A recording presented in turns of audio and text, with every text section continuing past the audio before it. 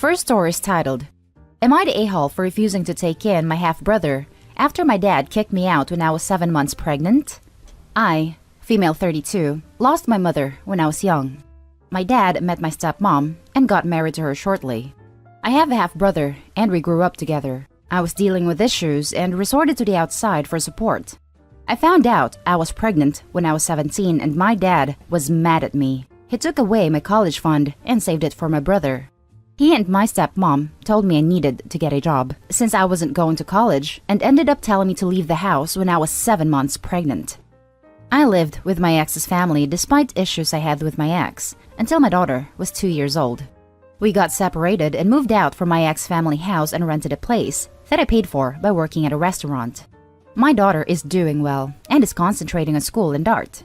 I heard that my half-brother dropped out of college and that he got involved in debts that my dad ended up paying for. My half-brother went back to live at his parents' house with his pregnant wife, but my dad couldn't pay mortgage anymore and decided to sell the house, pay for debts, and buy a small apartment. My half-brother never reached out nor tried to have a relationship with me. I met him at the restaurant and he started telling me about what happened with my dad.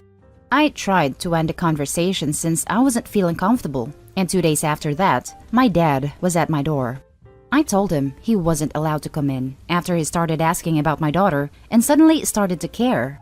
I asked him why he came, and he went on about his health problems, his daughter-in-law's issues with my stepmom, and how the apartment was unbearable with the constant fights and arguments. He asked if I could take in my brother, since his wife can no longer stay with them and causing issues. He said that my apartment was spacious and it's only me and my daughter there. He said that his son can't afford a rent right now and that I should take this chance to get to know him and his family better. I told him I can't take him in. I didn't want to bring it up, but I reminded him that he kicked me out when I was 7 months pregnant. My dad told me that I'm his sister and needed to help and asked if I'd react differently if he was not my half-brother. The argument went on. He told me to not try to punish him by using his son, and that my stepmom will then be right about me if I refuse. We haven't talked since, and I have mixed feelings about this. I feel awful, to be honest, and I don't even know how my daughter would react to this. Now for the top comments.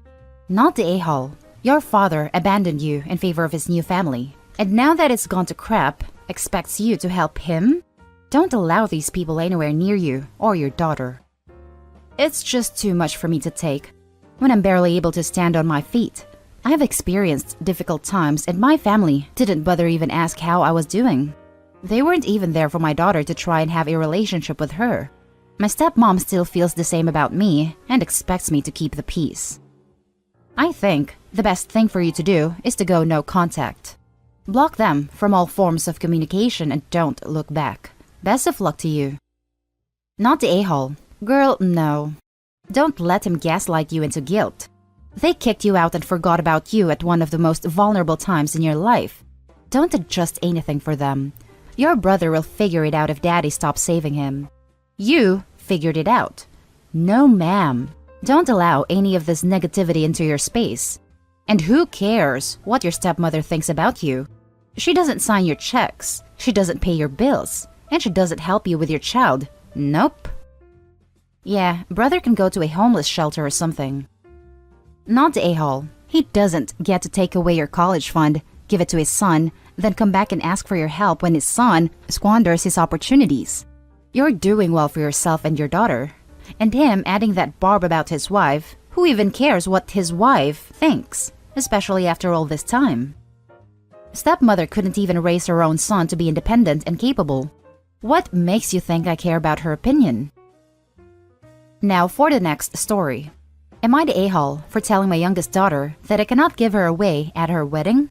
Long backstory. I have 2 daughters, Anna, elder, and Carly, younger, who are a year apart. Carly and Anna were close when they were younger but drifted apart in their teenage years. I think she started resenting Carly because Carly always seemed to do well, academically and socially. Anna decided to take loans and go to a college she wasn't really a fan of. Carly got a full ride to Anna's dream college. Anna became very resentful after that. She was sure that Carly chose that college to rub it in Anna's face. I tried my best to accommodate them both. Anna refused to talk to Carly and didn't consent to any form of therapy. Carly refused to compromise as Anna kept being unreasonable. In the end, they both stopped talking to each other. Neither of them has ever asked me to choose between them. As long as I don't bring up the other or try to get them to reconcile, I have a good relationship with both of them. Now, Anna is a single mom with a 3-year-old kid, Alex, who is always in between jobs and in debt. Me and my now wife help out when we can. She receives a bit of child support, but I have to admit that she is struggling. Carly, on the other hand, lives comfortably, has an incredible job, and is living with her long-term boyfriend.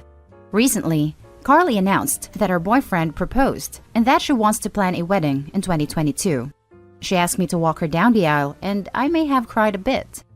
However, Anna found out, and then she came over to my house and had a breakdown about how she always thought she would be the first to get married in the family, and she has always wanted me to give her away first.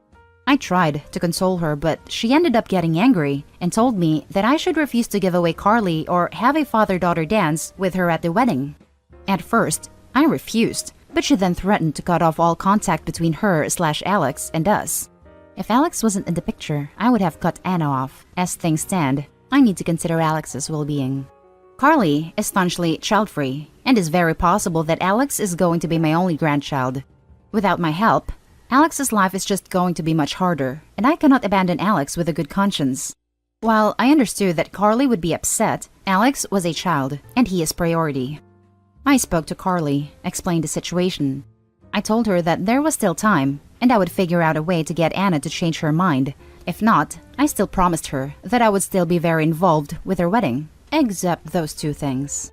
Carly just laughed and told me not to bother with her anymore and told me she wasn't going to invite me to her wedding. I definitely know that Anna is an a-hole putting me in this position. But am I the a-hole for expecting Carly to be more understanding? Now for the top comments. You're the a-hole. You're letting your daughter and her selfish wants win. You're not choosing Alex. You're choosing Anna over Carly. Shame on you. If I were you, I'd call Anna's bluff. She sounds like she's not doing too hot in life. My guess is she'd go no contact for a week before realizing she needs all the support she can get. I agree with this assertion. You would not be abandoning your grandchild. Anna would be purposefully taking him away from you. Sounds a bit like you were just giving in to the daughter who throws the biggest tantrum. It sucks to see parents choose the selfish, bratty kid because of the grandkids, yet throw away their other daughter who is obviously not as important as she isn't providing you with grandkids. You're the a-hole. Stop rewarding bad behavior. Carly deserves to be walked down the aisle by her dad.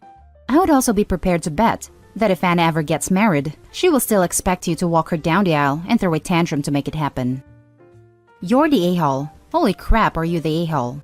Your oldest child has been an abusive monster to your younger daughter for the better part of her life, and as you've described it here, you've been complicit in it. The fact that you would even remotely entertain Anna's insane demand, grandchild or no, shows how unsupportive you've been. If you want any hope of keeping Carly in your life, tell Anna she's being ridiculous, and you're not going to allow her to dictate the terms of your relationship with Carly. Jesus Christ, I can't believe you need someone to tell you this. You're the a-hole 100%. Neither of them has ever asked me to choose between them. Well, Anna just asked, and you gave in to her immediately. You just chose your overly jealous daughter over what? The one that was more successful? Carly's being punished because she was better in school, more social, etc.? How is that fair? And using your reasoning as Carly will never give you grandchildren, is that the price of love to you? It sounds like Anna has been throwing herself a pity party because she doesn't want to come to terms with the fact that she is different than her sister. Not worse or better, but different. And you just validated her not coming to terms with that. I'm glad Carly uninvited you from the wedding. Who treats their daughter like that and still expects to be in their life? Now for the last story. Am I the a-hole for not following ex's wishes to not be involved with my son? Well, she was technically a fling, but I'll still say ex though. Anyways, I was a young and dumb 18-year-old who thought I was so cool for hooking up with an older married woman. She was 30, and that was considered older to me.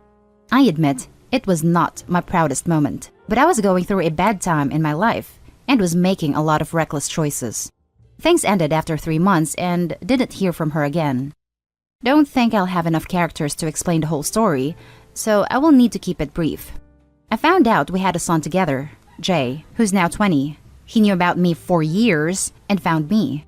Her husband found out she cheated as soon as she got pregnant, but still stuck around while Jay was growing up. I never had a clue about his existence until now. When Jay reached out, he just wanted to get to know me, so we met up. From there, we started talking more regularly, and I learned about his home life. Jay doesn't get along with his dad at all, felt they were never close for as long as he can remember, and there was always this detachment that he didn't understand until he was told the truth. The more I spent time with Jay, the closer we became. It's made me feel sad, honestly, that I couldn't be in his life sooner, and feel like I missed so much. We talk to each other regularly, and he comes to my house almost every other weekend. Safe to say, we've bonded quite a lot. A couple nights ago, I was contacted by my ex, and she told me Jay has completely pulled away from her husband and doesn't want to speak to him. She feels my relationship with Jay is what's causing this and asked me to limit contact with him. When I refused, she berated me for causing them problems and said I don't even belong in his life when I've only been a dad less than a year. I ended up getting some things off my chest that I didn't get the chance to do before since finding out I had a son. Our fight didn't get anywhere, and I haven't spoken to her. I did talk to Jay about this, and he said whenever he visited, they fought, and Jay got tired of his controlling behavior. Turns out, they were also fighting because of the fact Jay was spending more time with me. While it makes me feel good that my son wants to spend time with me, I do feel guilty that it's caused him to distance himself from my ex-husband. I feel like my presence has made their strained relationship worse, and I don't know if I'm being a selfish a-hole here by not limiting my involvement.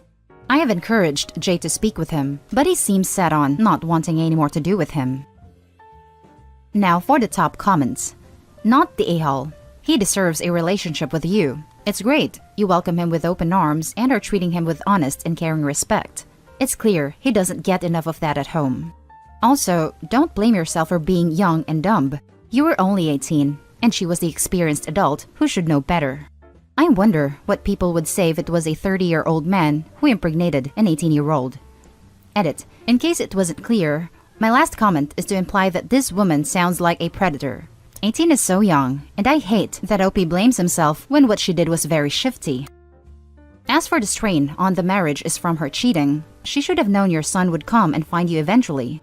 Sounds like your son's mother and her husband thought, as long as you weren't in the picture, they could pretend to get past the cheating. Not the a-hole. Your son is a grown adult and can choose to spend time with whomever he wants. If his stepdad did a better job bonding with him as a child, then maybe he wouldn't cast him aside like he is doing now. This drama is on them. 1. The mom cheated with Opie.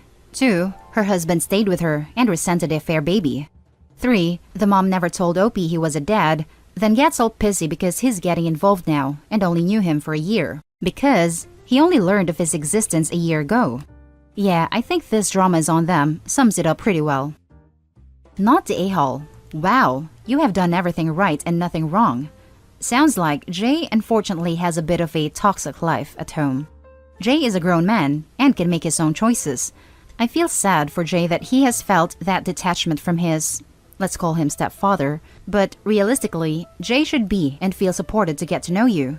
I know this as a dad. If I was in his situation, I would support my son to meet his bio dad.